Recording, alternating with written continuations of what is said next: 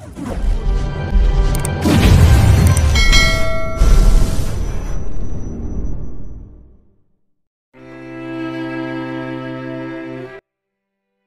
Paris, habang sinusuri ni Zinaya ang lagay ni Ramon Belmont, naroon naman si Hanzo Belmont sa gilid at nag-aabang sa sasabihin ng doktor. Walang ibang naramdaman si Hanzo kung hindi ay kasiyahan. Sobrang saya ng puso ng lalaki dahil sa wakas, okay ng lagay ng kanyang ama. Sa hinaba-haba ng panahon ay nagising na ito. Walang mababakas na sakit sa mukha ng matanda. Ni hindi nga ito nakaramdam ng pagkahina at sakit sa ibang bahagi ng katawan. Para itong natulog lamang ng mahigit at nagising kinabukasan. Nang matapos sa pagsusuri ay nilagay ni Zinaya ang kanyang stethoscope sa gilid ng mesa at binaba ang puting mask na suot-suot ng dalaga. Ngumiti si Zinaya sa matanda at nagsalita. "Congratulations, Mr. Belmont. Magaling ka na at nawala ng sakit mo. Asahan mong magiging masigla at wala nang dinaramdam pa sa susunod na buwan at taon. Pwede ka na ring umuwi sa mansyon at magpahinga." Hindi naman makapaniwala si Argus Belmont sa sinabi ng dalagang doktor. Baka sa matandang sobrang saya sa mga mata. Maluha-luha rin itong nakatingin sa dalaga. Nang magising ito ay bumungad sa matandang kanyang panganay na anak na si Hanzo. Wala doon ang isa pa niyang anak na si Thanos, di pinagtataka ng matanda. Subalit may mga espekulasyon na siyang lumalaro sa isipan. Hindi lang siya nagtatanong dahil mahina-hina pa ang kanyang katawan at isipan. Ayaw niyang bumungad sa pagkagising niya ang isang malaking problema at baka maapektuhan pa ang kalusugan niya. Ngayong malakas ng matanda ay handa na siyang itanong ang problemang kinakaharap ng pamilya. As the head of the family, dapat lang na malaman niyang lahat na nangyari noong nasa state of coma siya. "Ano nangyari nung nasa state of coma ako? Alam kong may problema," tanong ni Argus sa anak na si Hanzo. Napailing naman ang lalaki sa kanilapitan ng ama. "Huwag niyo na munang isipin yun, Papa. Ako nang bahala sa lahat." Agad na pinutol ni Argus ang sasabihin ng anak. "Malakas na ang iyong papa, iho. Hayaan mo muna kami makapag-usap ni Dr. Miracle. Pwede mo bang iwanan mo na muna kami sandali?"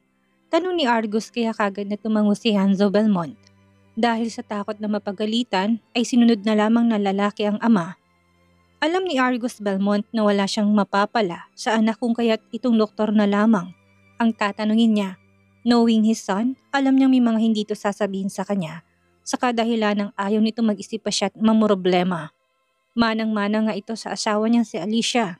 Nalulungkot siya dahil iniwan sila nito ng maaga. Ganon din ang asawa ni Hanzo ay nawala ng maaga. Natawang matanda nang may maisip. Halos pareho sila ng anak pagdating sa buhay pag-ibig nila. Mawalang galang na po, Mr. Belmont. Subalit nais ko lamang pong itanong kung anong gusto niyong pag-usapan nating dalawa. Tanong ni Zinaya na mapansing malalim ang iniisip ng matanda. Dahan-dahan namang napalingon si Ramon sa doktor saka napatango. "Maupo ka muna, iha." Kinuha ni Zinaya ang isang upuan sa gilid at umupo doon. Handang makinig sa sasabihin ng matanda. "Ikaw na lamang ang itatanungin ko dahil alam kong wala kang isesekreto sa akin. Nais kong malaman kung anong nangyari dito noong nasa coma pa ako." Seryosong sabi ng matandang Don kay Zinaya. Nang marinig yun, kaagad na naisip ng babae na panahon na siguro para sabihin ng lahat sa matanda at magpatulong na rin dito. "Sasabihin ko ang lahat ng nangyari, Mr. Belmont, at wala akong ititira." Lahat ng nangyari simula noong pumunta siya sa Paris ay kinuwento niya sa matanda. Kinuwento niya rin kung gaano kasama si Thanos at tinangkaan din ang buhay niya. Ang matandang Belmont pati na rin ang anak nitong si Hanzo Belmont. At ang plano nila ni Hanzo na magpanggap siyang girlfriend nito ay hindi rin nakalampas sa pandinig ng matanda. Matapos na marinig ang lahat ng iyon sa dalaga ay nagkaroon ng puot na nararamdaman ang matanda sa stepson nitong si Thanos. Itinuring niya itong anak na pati apelyido niya ay pinagamit sa lalaki dahil wala namang kwentang tunay na ama nito. Pinagsisisihan niyang tinulungan niyang stepson niyang si Thanos. Napapansin naman niya ugali ni Thanos simula pagkabata. Kitang-kita niyang inggit nito sa mga mata sa tuwing nakikitang anak niyang si Hanzo. Subalit hindi niya akalaing aabot sa ganitong stepson niya, handang gawin ng lahat kahit napatay nitong sarili nitong pamilya. Sobrang disappointed ang matanda at dahil doon mukhang hindi niya kayang bigyan ng kayamanan at ipagkatiwalang ibang ari-arian ito sa lalaki, pati ng mga negosyo under sa grupo nila sa mafia group. Nagkatotoo nga ang panaginip ko nang nasa coma pa ako. Napakatusot sama ni Thanos at inutusan pa nitong kaibigan kong doktor na si Dr. Taylor na gawin ng lahat para hindi lamang ako magising, wika ni Argus. Ikinalulungkot kong hindi yun panaginip, Mr. Belmont. Lahat ng yun ay totoo. Si Mr. Taylor ay yung kaaway at kasabwato ng stepson yung si Thanos. Mas lalong nagalit ang matanda at nanginginig na rin ang kamay nito. Fortre, si Putendi Salud. Hindi ko inasang traidor din palang lalaking yun. Napakasama nilang dalawa, lalo ng Thanos na yun. Kahit na mga hayop ay kaya nitong tumanaw ng utang na loob. Ngunit ang lalaking yun, sobra pa sa hayop. Nang makitang panginginig ng matanda ay kaagad na nagsalita si Zenaya. Kumalma ho muna kayo, Mr. Belmont. Baka maapektuhan pa nitong kalusugan nyo. Bawal kayong ma-stress ng malala. Paalala ni Zenaya kaya naman kinalma ni Argus ang sarili. Saka napahinga ng malalim. Hindi dapat siya magpadala sa galit at baka ma-high blood siya. Kailangan niya pa rin mag-ingat. Maraming salamat sa iyong paalala, Dr. Miracle. Hindi ko lang inaasahan na gaganunin ako ng malapit sa akin at tinuturing kong isang pamilya. At pumunta pa talaga ito sa Pilipinas para lang pagtangkaan ng buhay mo. Napapailing si Mr. Belmont at nakaramdam ng iya sa doktor. Pasensya ka na, Dr. Miracle. Kasalanan ko ito dahil may pagkukulang din siguro ako sa pagpapalaki noong bata pa si Thanos. Siguro kulang pang ibinigay kong atensyon sa kanya, kaya nagawa niya ito. Hindi niyo ho kasalanan ng lahat, Mr. Belmont. Sadyang hindi lang makontentong stepson niyo sa madaling salita. Naging gahaman to sa kayamanan niyo. At walang anuman po, tungkulin ko pong pangalagaan ka bilang isang doktor. Subalit nais ko lang isingit din ang nangyayari sa pamilya ko. Kumalat ho kasi ang balitang girlfriend ako ng anak niyo si Hanzo na pati ang pamilya ko ay naapektuhan na rin. Maraming espekulasyon tungkol sa akin at puros masasama pa ito. Gusto ko lang sanang humingi ng pabor sa inyo. Huminga ng malalim si Jenaya saka nagpatuloy. Gusto ko sanang samahan niyo kami sa conference na magaganap bukas. At ipaliwanag ang lahat sa buong media kung anong dahilan kung bakit pumunta ako sa Paris. At dahil utang na loob ni Argus Belmont ang buhay niya sa dalaga, ay mabilis na tumango ang matanda sa doktor. Yun lang pala, walang problema yun sa kanya. Nang magising siya sa pagkakakomay, akala niya nasa langit na siya. Alam niyang hindi na siya magtatagal sa mundo, subalit nang makita niyang anak niyang si Hanzo, ay muli siyang nakaramdam ng pag-asa. Pag-asang mabubuhay ng ilang taon pa, hindi pa siya handang mamatay at iyan ang isa sa pinapanalangin niya sa Diyos. Malaki ang utang na loob ng matandang Belmont sa doktor na si Miracle. Hindi niya akalain na sa batang edad ay napapagaling na ito ang masakit niya. Nang marinig niyang ilang araw pa lamang itong nasa Paris at 1 minuto lang siya nitong inoperahan, ay napabilib ang matanda. Sobrang namamanghasa siya sa kakayahan ng batang doktor. No doubt, ito ang pinakamagaling na doktor sa buong mundo. Nang dahil sa babae, ay masaalagaan pa niya ang buhay niya. Binigyan siya ng Diyos ng pangalawang buhay sa pamamagitan ni Dr. Miracle. At sobrang nagpapasalamat siya doon na kahit na anong sabihin ng dalaga o hingin sa kanya ibibigay niya. Huwag kang mag-alala, Dr. Miracle. Buong puso akong sasama sa conference na gaganapin bukas. Hindi lang ako magpapaliwanag sa media kung hindi mas pupurihin pa kita para walang masabi ang mga tao sa iyo. Yang mga tsismosang tao at nakikisawsaw sa issue ay matatahimik na sasampalin kong katotohanan sa kanila. Nang sa gayon ay matigil na. Sasabihin kong utang na loob kong buhay sa iyo at isa ka napakagaling na doktor. Napangiti na lamang si Zenaya dahil sa sinabi ng matanda. Ayaw niya namang gawin yun ni Argus dahil sobrang nakakaramdam siya ng hiya. Suntok sa buwan ng mapuri ng isang Argus Belmont. Magsasalita na sana siya subalit naunahan siya ng matanda. Kinuha ni Argus ang telepono sa gilid ng mesa at may tinawagan. Hanzo, come here! Sigaw ng matanda kay nagmadali namang pumasok si Hanzo sa loob ng silid. Please, arrange a private interview with the biggest entertainment news in our country. Magpapa-interview ako sa kanila ngayon as soon as possible, dagdag pa ni Argus. Hindi alam ng matanda na kanina pa inarrange ng kanyang anak, kaya nga wala pa itong tulog dahil inutusan na tinulungan din niyang assistant niya mag-organize ng conference. At bukas sana gaganapin yon. Hindi naman makapaniwala si Zenaya and expect niyang bukas pero mas gusto ng matanda na ngayon din. Advantage na yun sa kanya dahil maaga siyang uuwi sa Pilipinas at makakasama na niyang asawa. Huwag kang mag-alala. Lepa pa, nagawa ko na yan kagabi pa. Hindi lang ang pinakamalaking entertainment news ang inimbitahan ko kung hindi iba't ibang media sa buong mundo. Pwede na rin tayong magpa-interview ngayon kung gugustuhin mo. Nasiyahan naman ng matanda at tumango sa anak. Maghahanda lamang ako at pagkatapos noon ay sisimulan na natin ang conference. Ilang minuto bago nagsimula ang conference ay may mga paalala pang ibinigay ang matandang Belmont sa kanyang anak.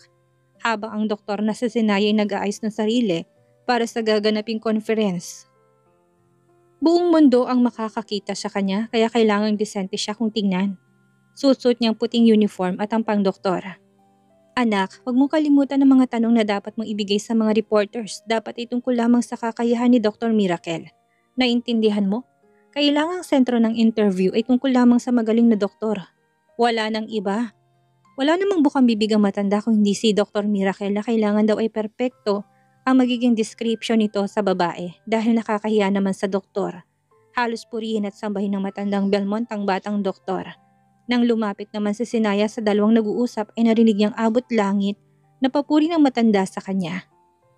Hindi siya sanay kaya kagad siyang nagsalita sa gitna ng pag-uusap ng mag-ama. Maraming salamat sa papuri mo Mr. Argus Belmont. Subalit sobra naman ata ito. Nakangiting wika niya kung kaya't marahas na napailing ang matanda. Hindi, kulang pa ito. Kung hindi dahil sa iyo at sa kakayahan mo, hindi ako magiging malakas ng ganito. Hindi ito sobra at kalabisan. Gusto ko lang sabihin ang lahat ng totoo sa buong mundo. Na ilang araw ka lamang nanatili dito sa Paris ay nagawa mo na akong pagalingin. Ilang minuto mo lang akong inoperahan at naging matagumpay ito. Kumpara sa mga doktor na kinuha ng aking anak na ilang buwan na hindi ako kayang pagalingin. Hindi ba't nakakamangha iyon? Katwiran ni Argus sa batang doktor na may halong pagmamalaki. Sa tono ng boses, napangiti naman si Hanso at napatango sa sinabi ng ama. Kahit ang lalaki ay sumasang-ayon sa sinabi ni Argus, halatang halata sa batang doktor ang hiya kung kaya't pinakalma ito ni Hanso Belmont. Huwag kang mag-alala, Dr. Miracle. Alam namin ang aming gagawin. Napatango na lamang si Sinaya at napangiti ng pilit sa dalawa. Naisip niyang pagkatiwalaan na lamang ang dalawang lalaki sa harapan niya. Sana nga hindi sobra-sobrang mga sasabihin tungkol sa kanya dahil hindi pa rin siya sanay na purihin ng napakaraming tao. Ang gaganaping conference ay sa loob ng palasyo ng mga Belmont. Bukod pa sa mansyon na tinitirahan ni Hanso Belmont ay may pag-aari rin ng pamilya na isang napakagandang palasyo at doon na mamalagi ang matandang Belmont. Halos lahat ng reporters na galing sa iba't ibang lugar ay nakahanda na at naghihintay sa gaganaping interview galing sa matandang Belmont. Kahit ang reporters ay gulat na gulat dahil sa hinaba-haba ng taon ay sa wakas nagising ng legendary na si Argus Belmont. Tsak na mababaliw ang mga netizen kapag nakitang himalang ito.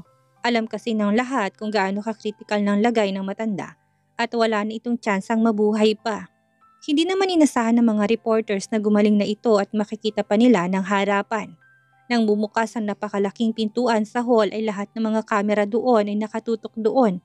Iniluwa ng malaking pinto si Hanso Belmont kasamang kanyang ama na si Argus Belmont. Marahan at maingat ang dalawang naglalakad sa gitnang may pulang carpet papunta sa stage. Halos tunog ng kamera lamang ang naririnig ng dalawang ngunit sabay na sanay na sila doon. Nang makapunta si Hanso Belmont sa stage ay nalalayan na muna siya ng kanyang amang umupo sa gilid dahil siya na munang magsasalita sa entablado. Lahat ng reporters ay nakatutok lamang sa kanya pati ng mga cameraman sa harapan. Alam niyang gustong-gusto ng mga ito na simulan ang interview. Halatang hindi na makapakali sa kinatatayuan. Napangisi lamang si Hanso Belmont at sinimulang ibuka ang bibig upang magsalita. Good evening ladies and gentlemen. I am the CEO of Belmont Company, one of the highest and grossing company in the world. Hindi na bago sa inyo na nagkasakit ng malubha ang aking pinakamamahal ng ama si Argus Belmont. Alam niyo naman kung gaano kalalang kanyang sakit na kahit sinong doktor ay hindi malang napagaling ang ama ko. Mahabang panahon din na nakoma ang lepa pa. Subalit walang nagawang nakuha kong doktor upang magising ito. Subalit sa hindi inasahang pagkakataon nagpakita sa amin si Dr. Miracle. Ilang araw nang nakalipas.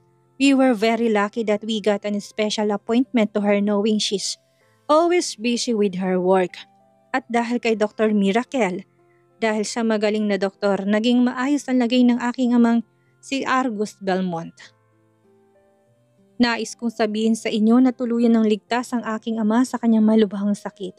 Alam kong marami sa inyo ang magtatanong kung paano at lahat ng katanungang iyan ay sasagutin namin ng aking ama ng buong katotohanan. Lahat ng nasa loob ng hall ay nagsibulungan ng matapos na magsalita si Hanzo Belmont. Napapakunot naman ng ibang reporters habang iba naman itutok na tutok sa sasabihin ng lalaki na nasa entablado. Puno ng pagtatanong ang kanilang isipan at gusto na talagang kumawala noon ngunit hindi pa oras kung kailan sila magtatanong. Dr. Miracle? Sino si Dr. Miracle? Wait, wag nilang sabihin ng pinakasikat na doktor ang tinutukoy nila. Si Dr. Miracle ang misteryoso at magaling na doktor sa buong mundo. Hindi kaya siya yon? OMG! Nandito si Dr. Miracle? Yan lang ang naririnig na bulong-bulungan ng mga tao sa loob ng hall. Kahit na walang kinalaman si Dr. Miracle pagdating sa negosyo o industriya ng entertainment, sikat na sikat pa rin ang babae sa buong mundo. Sikat ang doktor dahil sa napagaling nito sa larangan ng medisinang halos lahat ng pasyente nitong wala ng pag-asa ay nagagamot niya. Idagdag pa ang pagiging misteryoso nito. Siya na nga ang talk of the town palagi sa US. Nabansagan din siyang may healing hands dahil nakakagawa siya ng isang himala sa mga pasyente. At nang marinig na nga ang pangalang Dr. Miracle ay biglang naging wild ang mga reporters. Halos lahat ng mga tao doon ay nagkagulo at pilit na hinahanap si Dr. Miracle. Kahit na hindi naman nila ito nakikita pa. Hindi na rin nakapaghintay ang mga reporters na ibalitas na nagising ng legendary na si Argus Belmont. Lalong-lalo nang ginawa ni Dr. Miracle sa matanda. Grabe rin ang saya at excitement ng madla dahil sa wakas malalantad na kung sino talagang tao sa likod ng misteryosong si Dr. Miracle. Sa puntong iyon, hindi na napigilang lumapit ng reporter sa entablado at nagkakagulo na. Mabilis namang umaksyon ng mga bodyguard ng pamilyang Belmont at hanay-hanay na tumayo upang harangan ng mga reporters para hindi makalapit sa mag-ama. Napuno ng maraming katanungan kung kaya't hindi na malinaw ang mga pinagsasabi ng mga reporters sa kanila. Pwede na munang manahimik ang lahat. Naintindihan ko kung bakit kayo nagpapanik at nag-excite ng ganito. Isa-isa lang munang tanong. Lahat naman ng katanungan ay sasagutin namin ng aking ama. Saad ni Hanzo Belmont gamit ang mikropono. Sumunod naman ang lahat ng reporters at bumalik na ulit sa kanya-kanyang posisyon. Gaya na napagkasunduan, uunahin na munang nasa kanan. Hindi naman nag-aksaya pa ng unang reporter na magtanong. Mr. Hanzo Belmont, nais ko lang itanong, ang Dr. Miracle bang tinutukoy nyo? Na gumamot sa ama nyo ang misteryoso at medical genius na si Dr. Miracle. Lahat ng mga reporters ay nagsitanguan at mas tinutok pang hawak ng mikropono sa lalaki. Sobrang nakakurious ang lahat kung kaya't grabe ang panginginig ng kanilang katawan. Napahinga ng malalim si Hanzo Belmont, ngumiti at tinignan ng mga kamera. Tama, siya nga ang tinutukoy namin. Ang misteryoso at napakagaling na doktor sa buong bansa. Nalalaki naman ang mga mata ng reporter. Mukhang na-excite ang mga to sa susunod ng isasagot na lalaki. Sobrang saya nila dahil nakumpirma ngang si Dr. Miracle ang gumamot sa matanda. Malamang marami ang kikitain nila dito dahil si Dr. Miracle ang nasa headline nila. Mr. Argus Belmont, nais ko lang malaman, napakagaling nga talaga ni Dr. Miracle at napagaling niya kayo. Talaga nga bang sinagip kayo ng doktor? Tanong ng isa pang reporter. Napangiti naman si Argus Belmont. Alam niyang para sa kanyang tanong na yon kaya inon niyang mikroponong hawak-hawak niya.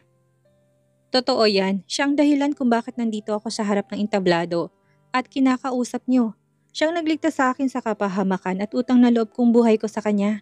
Magaling ang doktor na yon, napakagaling. Sagot ni Argus sa mga tao at hindi malang napigilan ng kasiyahang nararamdaman. Ako si Argus Belmont, ang nagsasabing si Dr. Miracle ang gumamot at nagpagaling sa akin sa malubhang sakit. Habang buhay kong tatanawing utang na loob ang ginawa niyang pagsagip sa buhay ko.